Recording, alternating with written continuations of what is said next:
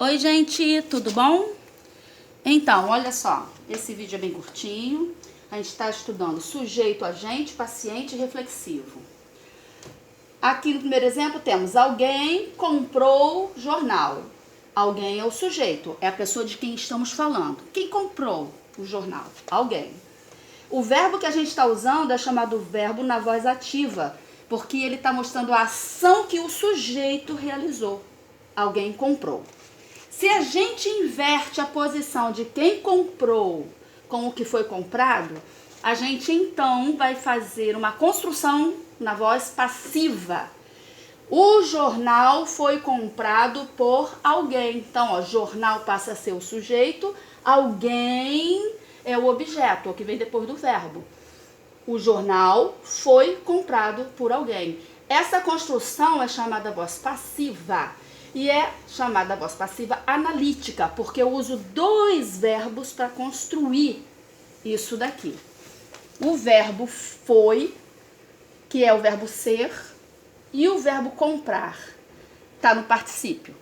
Então, a construção da voz passiva é feita com o verbo ser, ou no presente ou no passado, e este verbo principal, que é o que tem a ação em si, sempre no particípio.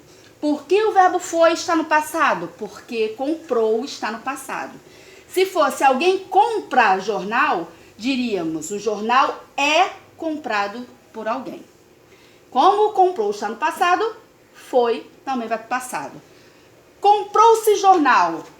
Estou dizendo a mesma coisa, estou usando a voz passiva. Mas aqui eu tive uma redução, uma síntese. Eu diminuí o conteúdo da frase, usando a palavra ser para substituir alguém. Então, ó, comprou-se jornal. Eu não disse por quem. Voz passiva sintética. E nós temos também a voz reflexiva, que é muito fácil, porque o próprio nome já diz, reflexiva de reflexo. É a voz do verbo que indica quem realizou a ação e quem sofreu. E essas pessoas são as mesmas. Então, olha só. Eu me penteei. Quem penteou? Eu penteei. Quem foi penteado? Eu.